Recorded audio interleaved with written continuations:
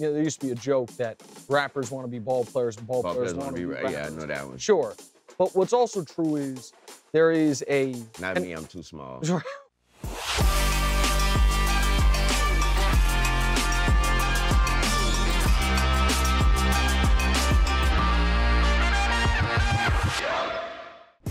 Welcome in, special episode of What's Right with Nick Wright podcast. This is episode number 16. This is our first episode that is not happening live from my living room. It is happening from Los Angeles, California, because this is our first episode where instead of my son Demonze being the co-host, we have a guest. Demonze is out, replaced with none other than arguably the best rapper alive, Lil Wayne. Wayne joins us now. The first thing I want to ask you is this. How did we become friends? Man, I think just from plain and simple, just liking the show. So, okay, so then that leads me to my next question. When do you sleep? That's like a 5-letter word, right? I'm trying to figure out. That's the 5-letter, S-L-E, yeah. Yeah. I'm still trying to figure out what that one means. Because my show starts at 7:30 in New York. Yeah. Which is 4:30 out here. Yeah. And during football season, twice a week, you're texting me about something I said about the Packers or something in one of the first two segments. So it's before 5 in the morning. Yeah. And I assume, I don't think it's because you haven't gone to bed, but I also don't think you're getting up and immediately turn on the show. So what's the day look like? No, so what happens is that's studio time. 4:30. That when I moved out here, it was perfect because I'm always in the studio. Everyone's in the studio at that time. Your show, just all the shows that come on, I usually got to miss. Sometimes I got to miss a little bit of Speak for Yourself. Yeah. But you, Skip, Colin, y'all get watched all day. All day while you're doing. So while you're doing it. The TV's on up there. The TV's on in the booth. Everywhere. Everywhere, yeah. So that we were talking about this beforehand. You and I, you're a little bit older than me. We're almost the same age. You have been in the public eye for now more than 25 years. You were 12, right? Okay. So I got a bunch of questions about that, and then we can talk sports. Why do you still do it? Plain and simple, insanity. Doing the same thing over and over, expecting different results every time. Okay. Plain and simple, but also I love what I do.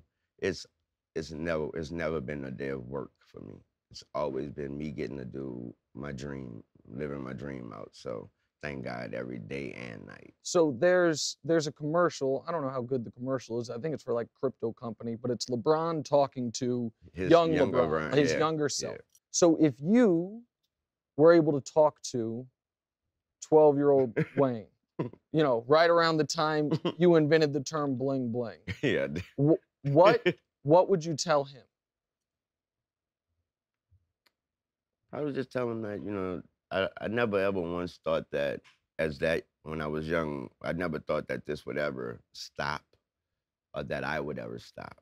And so I probably would just tell him that you know, keep doing you. It'll be wonderful. So when I talk to athletes sometimes, like the truly great athletes, some of them, you know, were late bloomers, but a lot of them, when they were 7 years old, they knew. Yeah. And people around them were like, you're gonna be, and they were almost a little extra protected. The people had their back. Yeah. You're obviously from tough place. New Orleans. Yeah. And a lot of bullshit around you. And you're famous as a child. Yes. Before America knew you, when did you know, or the people around you started saying to you, you're gonna be you, you're gonna be this?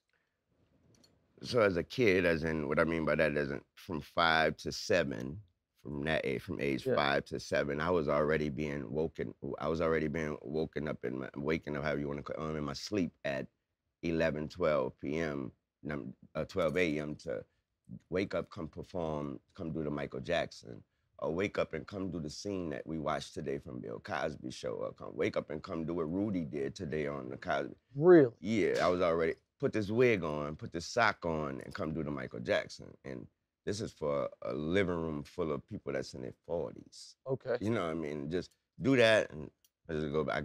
I can get a candy or something from the fridge, and I'm happy with that. Still, I go to school the next day. So that right there already told me that, okay, there's not a 7-year-old in this living room. not perform, and also none of my 7-year-old friends would even want to see me do this. Right. You know, so that right there kind of gave me kind of let me know that okay, because now when I'm going to school and I'm talking about the things, something I've heard in that living room, I'm noticing that I'm connecting with my teacher. Okay. And not my friends. You know, and I'm noticing that I have a real connection with the teacher. The teacher is literally calling me to the desk and we having real conversations. And so that right there told me, okay, you're gonna probably be a little different. And of course the teacher would tell me, you know, you're a little different. You need to, they'll tell my mom, you know, they'll want to talk to my mom. He shouldn't walk home from school. Things like that, you know, like he shouldn't walk home from school. He's a little, you know, you got something here, you know what I mean, that type of thing. And then once I became a rapper with Cash Money Records, who was, by the way, they was already who they were before we signed the deal with Universal Records. In New Orleans, Cash Money was everything.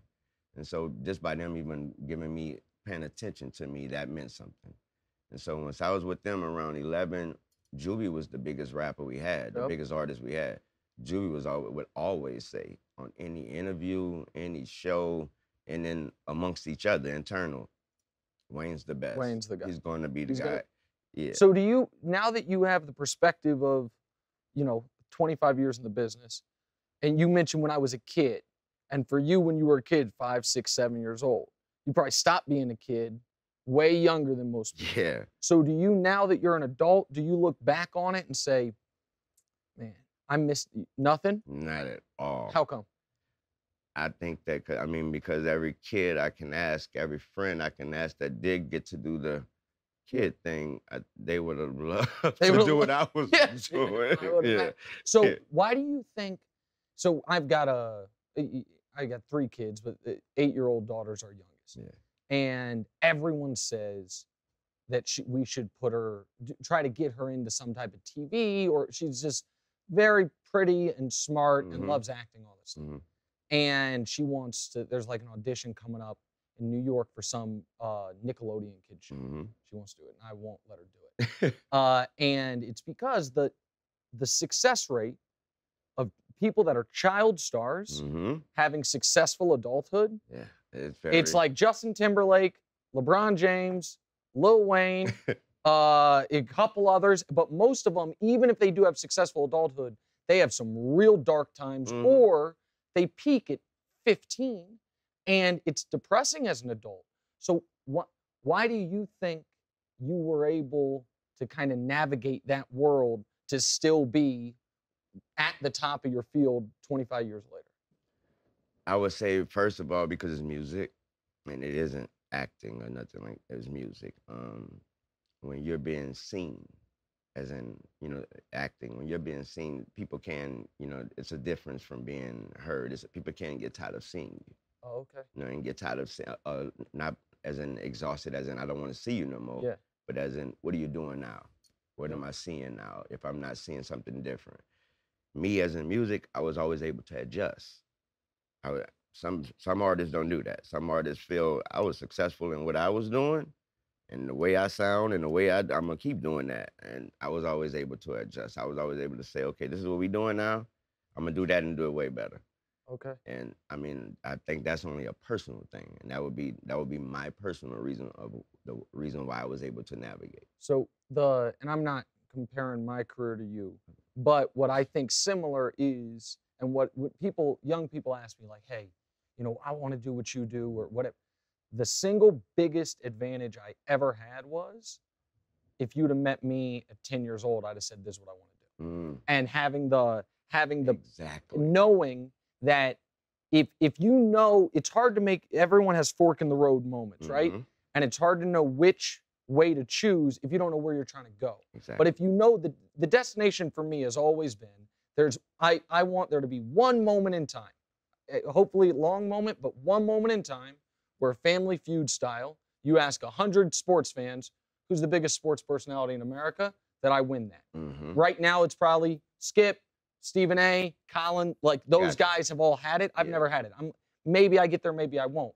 I always wonder if and when that happens, will I then say, okay, got to the goal, move on, do something else?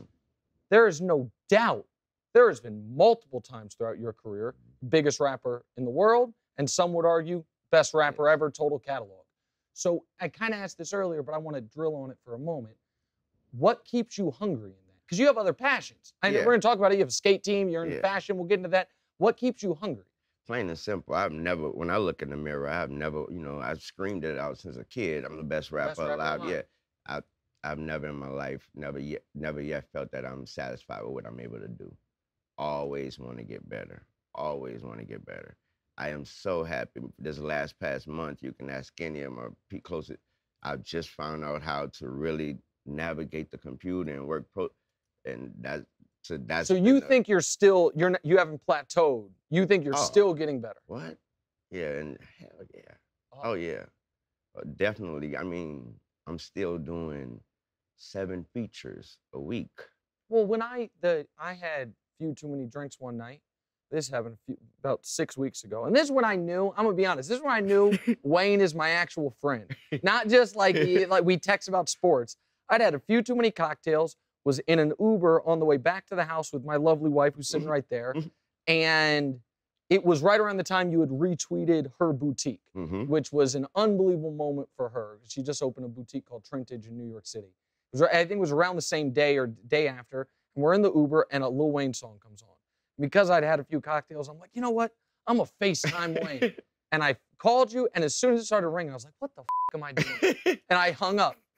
And you called me right back.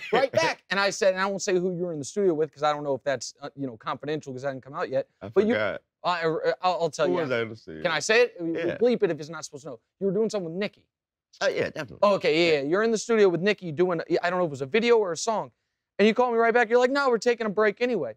And I'm like, all right, first of all, it's 11 o'clock at night, wherever it is, he's working. Second of all, called me back. And I was like, all right, so Wayne, and that's what led us, down this path. So one more music thing, then we do sports. You know I'm a list guy. And in hip hop, obviously, there's the top 5 dead or alive. I'm going to give you mine. And then are you comfortable giving me yours? Yeah. Okay. Yeah. So mine would be, to me, there's 4 no doubters, and then the 5th one people will kill me for. You, Jay, Pac, and up until My Beautiful Dark Twisted Fantasy, Kanye. Those are the 4. Okay. And then if people really ask me who, for me, as far as enjoyment I've gotten from listening to music, T.I. is my 5th favorite. He doesn't have the catalog everyone has, nobody includes in the top 5. Trap music to me is one of my favorite albums ever, so I always rep for him. For you, what's your top 5? You didn't have Biggie in your top 5? Oh, so this is controversial. So here's the thing. I don't think he made enough music. I don't think I do give a sports analogy of it. I respect that too. I think that I respect that. I think he has 2 unbelievable albums. But when we're talking about the greatest, and when he passed, he obviously was top 5. But you hadn't made music. You know what I mean? You were just on the scene. Yeah. Jay-Z has released 8 albums since then that are outstanding. I think My Beautiful Dark Twisted Fantasy is, from start to finish, as good as a hip-hop album as I've ever heard. Yeah. And again, I understand people are like, Nick, you have T.I. over Biggie. I just love love his album so much. So for you, for me, is always going to be first Missy Elliott. Wow. Yeah, she's a huge influence of everything I've ever done. Okay. Jay-Z is the best to ever even speak. And Biggie, obviously. Biggie, then I have the whole, as a whole, I have Goody Mob. Okay. Yeah, and then I have UGK. UGK? Yeah. Okay, but so you don't have yourself? Oh, no. I can't touch them guys. Okay, so listen, that's very humble of you. I believe that you believe that. I would never put myself in my list. Really? Yeah, really. Quick break, right back with more with me and Lil Wayne.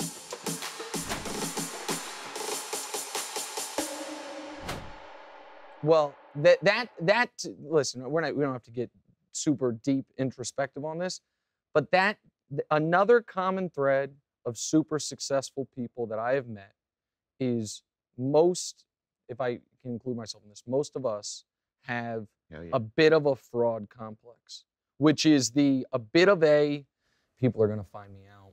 I'm not as good as what people say. There's a bit of a, other people view you as more successful than you necessarily view yourself, which keeps you. I think Tom Brady has it. I think there's no reason Tom Brady should still be playing football. But I think he's still motivated by where he was drafted. All right, so you and I first talked sports was about football. Mm-hmm. You've told people this before, but quickly, how'd you become a Packers fan? Packers fan. Packers won a Super Bowl in New Orleans. I think it was like '96. They won a Super Bowl. My dad, it was just the biggest thing to do if you were in New Orleans. My dad, he's passed, but he knows nothing. Knew nothing about football. He didn't know he knew nothing but Saints. Okay. But Super Bowl was in New Orleans. If you thought you had some money, you had to go to the Super Bowl. My dad went to the Super Bowl, came back home with Packers everything, towels, cups. And when you're from the hood, those aren't souvenirs. You know, you don't put those towels and cups up. You actually use them. Use them. Yeah, so every day I'm drinking out the Packers cups. I'm taking showers with Packers towels and wearing Packers robes and stuff like that. So they became my favorite team. So and Madden came out that year, and I think Brett was on the cover. Yeah. But so if it's reasonable to say that if that '96 NFC Championship game, which I think was Niners-Packers, it was. That if the Niners had won and they were in that game, you might be a Niners fan. I don't know if it was Niners-Packers because they both NFC. That NFC Championship game. That was a championship. No, not the Super Bowl. It would have been. No. The Super Bowl was Packers-Patriots. Yeah. Because Desmond Howard. Saying if the Niners would have came. If the Niners would have come out of the NFC to the Super Bowl instead of the Packers, the whole New Orleans was already Niners fans. Oh. Yeah, because no one from and I swear I hate these new fans. Oh. These New Orleans Saints fans, because they know, they never. You get beat up for being a Saints fan when I was growing up. My mama bought me a Saints starter jacket. Yeah. I cried. Because you couldn't wear it? No, because you bought me a Saints starter jacket? And guess what she had to go back and get me the next Christmas? A 49ers. 49ers. Yeah, a 49ers. And that was back, man, mid-90s, starter jackets. On the news, they were telling your parents, don't wear them. Don't let your kid, if you have a starter jacket for your kids, either don't let them walk home from school with it, or either make sure you go pick your kid up make sure your kids stand behind the gate and not outside the gate of school with a starter jacket on. Yeah. I remember she was like, I was like, man, nobody ain't gonna take this one. Nobody ain't gonna take this. The Saints starter. Nobody gonna care about this shit.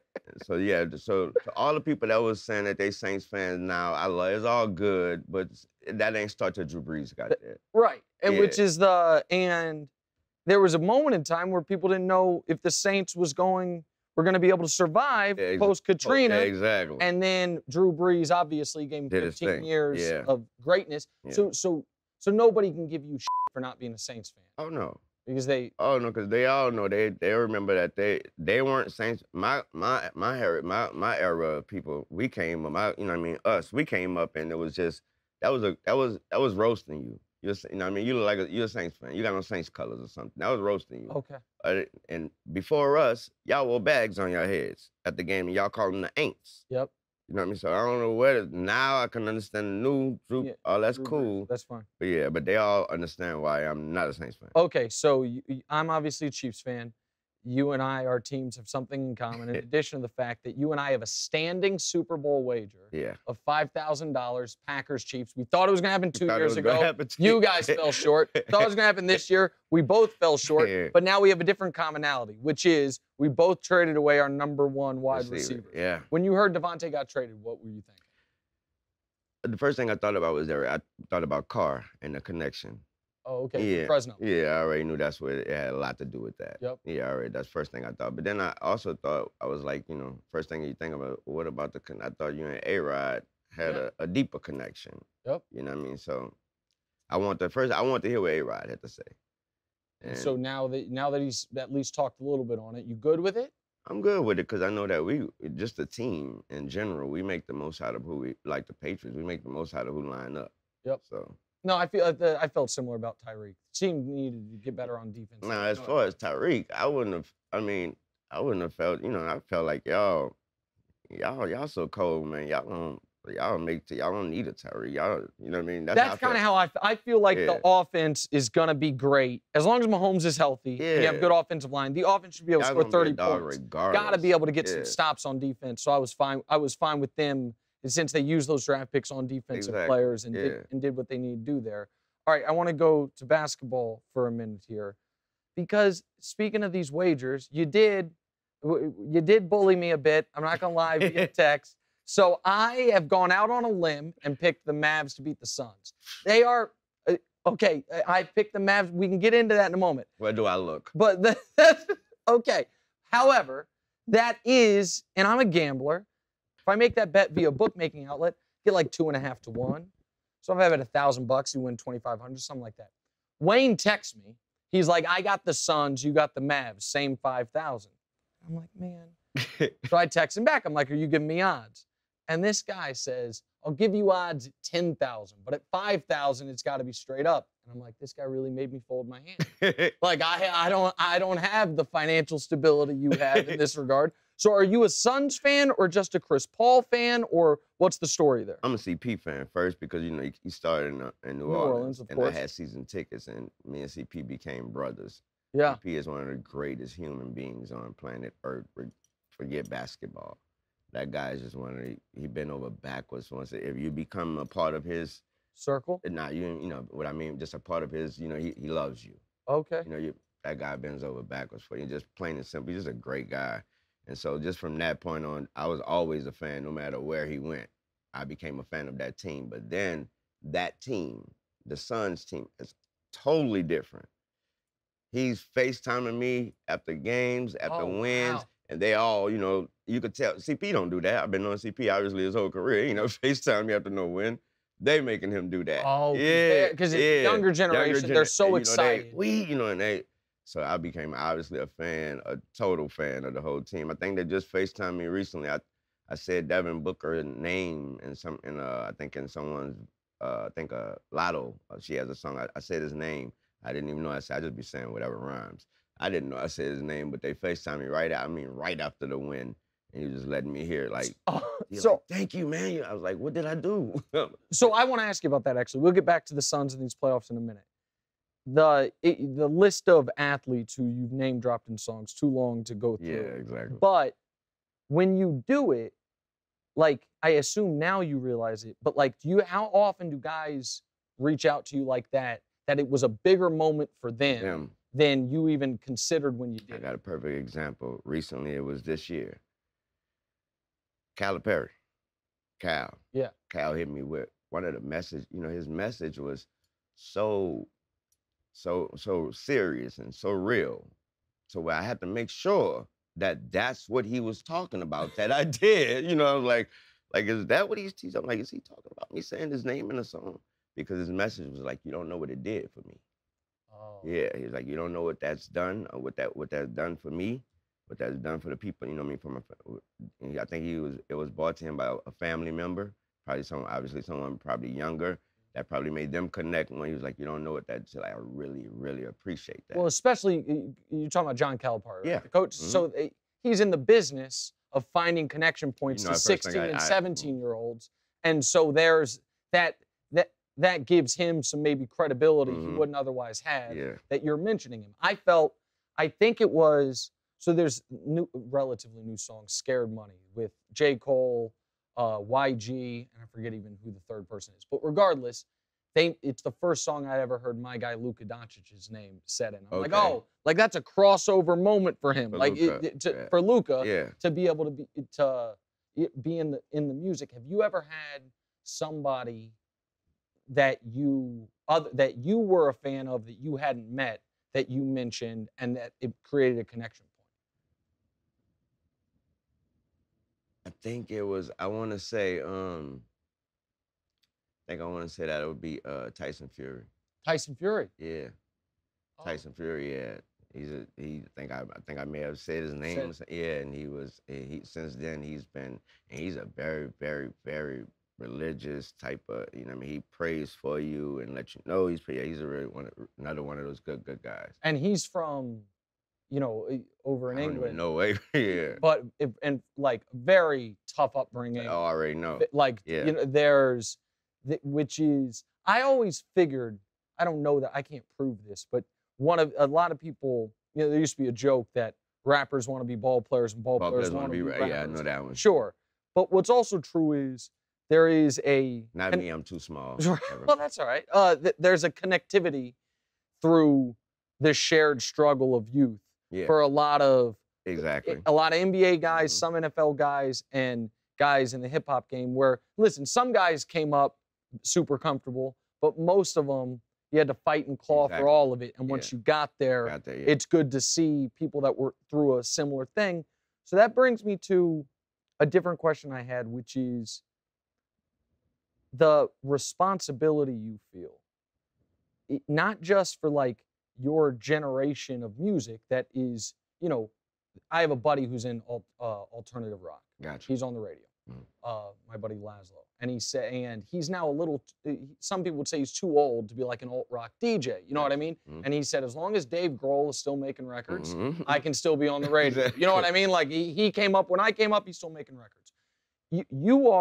There's not many people left still making records that started making records when you did. And a lot of the guys who are, you know, they are into in sports, we would say a different phase of their career. You know, and so they're posting up now. Yeah, exactly. So for you, the responsibility not only to your fans, but to your generation of artists to still be at the top of your game. Like, do you feel that? What does that mean? I definitely do.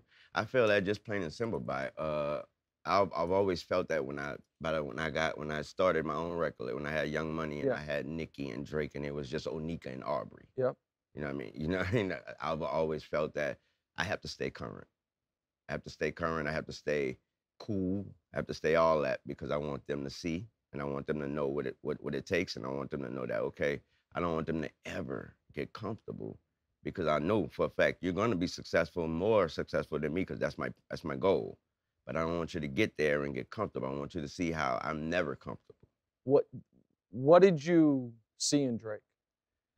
Just playing once he started, he was brought to me by, check this guy out, he could rap, he's from Canada, and all that. So that right there was already just interesting. When I heard what I loved about Drake was when the first time I heard him, there was nothing about, every song I heard, there was nothing about, harming no one. You know what I mean? There was nothing on there to try to sound hard. And I was like, this dude just made me love. I was like, he could have literally rapped about him eating cereal in the morning and going to a corner store at 12, what he ate for. I was like, he made it sound cooler than what I'm talking about. And that struck me right there. I was like, so I need this guy. I was like, he could talk about it. And then what happened was a hook came on one of his songs. I was like, that was a nice little hook. I was like, who's that on the hook? I was like, that's him. And I was like, the person on the hook is singing. Dude, you know what's so funny? So oh gosh, Danielle, shout out the name of the song if you remember. One of me and my wife's first songs is a Drake song where he raps in the beginning, or he raps the whole thing, but the chorus is singing. And it was one of, Baby You're the Best, Baby You're My Everything, that song. And man, I'd listened to the song with her for probably 9 months before I knew that it was Drake, that it was Drake doing both parts, that I thought it was two different people. All right, what about Nicki? What made you want to be in business with her? Plain and simple, Nicki was already, when I was starting this label, when I had my label, I already knew I want someone from New York. Like plain and simple, rap, I love New York, rap comes from New York, I need some, never knew it would be a female. Yep. You know, and when she was bought, when I seen her and she's spitting, and she killed everything. She killed every person I had heard, who I was trying to hear, who I was on, whatever I did, whatever you want to call it, auditioning, I'm shopping with. She killed all that, and I was like, it made no, it was hands down, she's a part of the team. Quick break, step aside just for a second, come right back with a little bit more with me and Lil Wayne.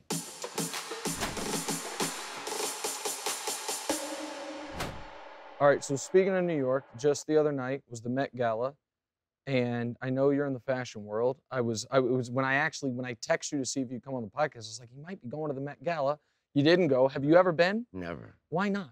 I've never been invited to the Met Gala. I feel like you just get to show up. I feel like people like me need an invite. I feel like if you show up and you're dressed, you get to go. No. I mean, if Odell gets to go, like I feel like you Odell's a bit more into fashion than I am. I feel like that's still a world you're interested in. Am I making that up? Oh no, not at all. Not at all. I have my own line. Yeah. Well, that's what I'm saying. So this is my opportunity, me asking you to tell the audience about your fashion line. So my line is, I have a few.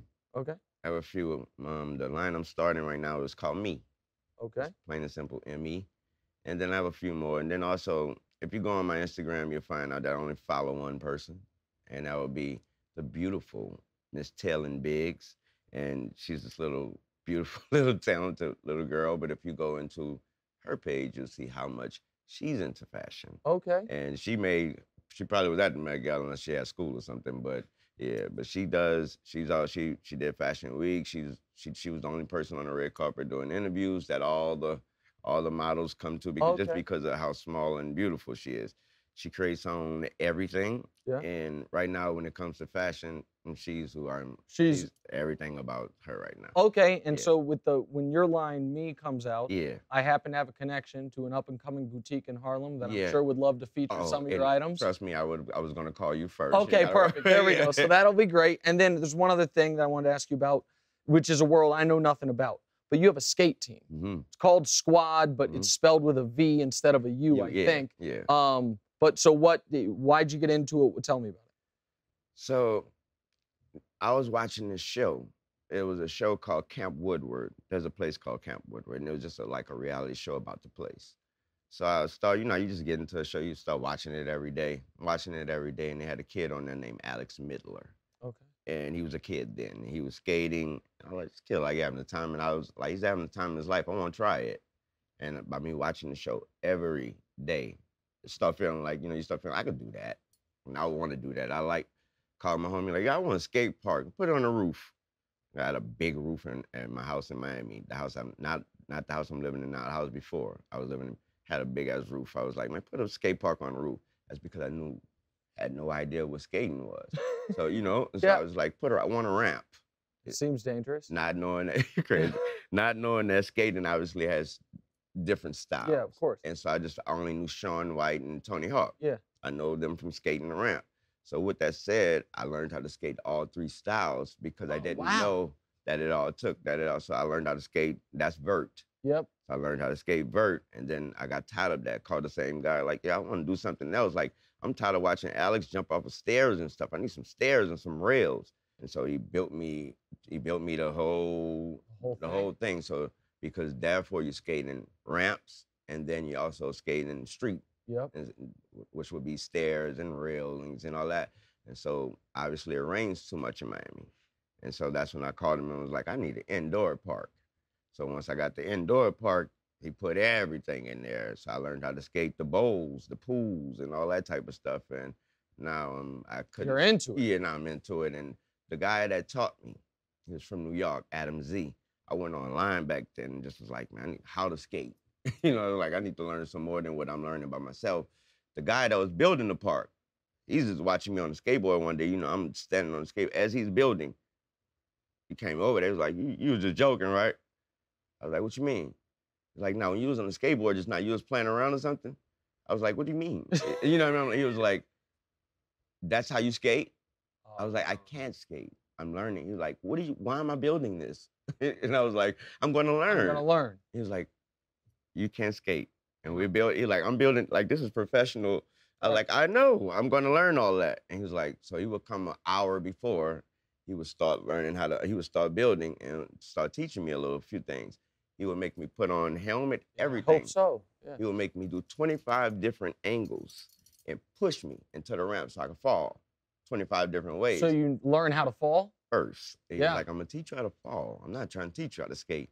He would also remind me, I'm going to push you 25 ways. By the end of this, I'm probably going to be able to push you 25,000 ways. I want you to understand something. When you start skating, you're not going to fall not one of these ways. I was like, what? Like, I'm just teaching you how to fall. So when I went online, I found a guy named Adam Z in New York who was just filming himself like, this is how you do this. This is how you do that. We got in touch with the guy. Yo, we got Lil Wayne trying to skate, man. He really serious about this. Do you mind teaching him? He was like, man, I ain't got nothing else to do. We moved him to Miami. Wow. We moved him to Miami. And that's how I really learned how to skate, because he was there every day with me, taught me how to do everything. He knew it, you know what I mean? And that was that. And he passed recently from cancer, but when he did, I told you, I would never put a board down after that. I would never put the board down just because, you know what I mean? That's amazing. Yeah. All right, we're short on time. There's one last thing I want to say. It's a question, but it's also saying it because of how much I think you mean to sports community, music community. I think I saw you do an interview. Was it 60 Minutes interview a long time ago? Katie Couric. Katie Couric. Shout out Katie. And I was like, I mean, this is probably 12 years ago. Yeah. I remember where I was. I was at my buddy Turk McBride's house. He used to play for the Chiefs. Now lives in California, businessman there. And I watched the interview online. I was like, oh, this guy's a genius. Thank you. No, but like it, and people don't necessarily always get that with things. But like, I was like, oh, he's operating on a different level in his space. Mm-hmm. And with that comes the responsibility that, you know what I mean, to the community, to the culture, to all of it. Mm-hmm. Are you taking care of yourself? Of course. You are? I have to. Okay. Yeah. People who don't know you Yeah. love you and care about you and worry about you. In a different way. And people who do know you do. So you're taking care of yourself? Yeah, I have to. Appreciate you. Yeah, man. Thank you. I really appreciate you real, for doing man. this, bro. Nah, thanks for having me. Absolutely. Man. Thank you. For This real, is for an real. absolute joy and an honor for me. Likewise, man. Thank I've you. always wanted to talk, man. Always. That's great. I And by can't the way, believe that Suns bet is not going to happen. I like your chances. You already know them people about to wash them. Bro, they so focused. I don't see. They're focused. They Man. focused. I pick Luka, but I'd be Luka happy need for help. CP. Luka need help. And CP needs a ring. Luka, you already, man. I don't even know if he'll come back if he get that ring. Yeah, it would make sense. Man, that man, they so focused. And you know him and Monty been together. Yeah, from back Monty in New was Orleans. there. I know Monty. It was him, Monty, and that ref, the referee, man. Scott Foster? Not Scott. The referee, the bald head ref who's strong. I think his name like Mark something. Oh, I don't even know. Mark Davis or Oh, something like that. yeah. Him. He's still a ref. All three of us. Yeah, we was all. I know him. It would be all three of us. Oh, for real? Yeah. That was back when David West. David West. All those Yeah, jump shots David and West. Tyson It would be Chandler. David West. Yeah. Yeah, whole nine. Back then. Well, this is great. I think we'd take a couple pictures and get out of here. Man, let's do it. All right, there's today's show. I'd say it was a success. First ever show with a guest. It was Lil Wayne. We have to now get a better guest next. So I'm not really sure where that leaves us, but we'll do our best there. Otherwise, we'll be back to the regular schedule with programming next week with DeMonte back in the co-host seat. And this Sunday, remember, special episodes of the Fifth Greatest Players of the Last 50 Years on the What's Right with Nick Wright podcast and YouTube show. So check that out as we are moving into the top 30 and top 35 players of the last 50 years in the NBA. All of that on What's Right with Nick Wright.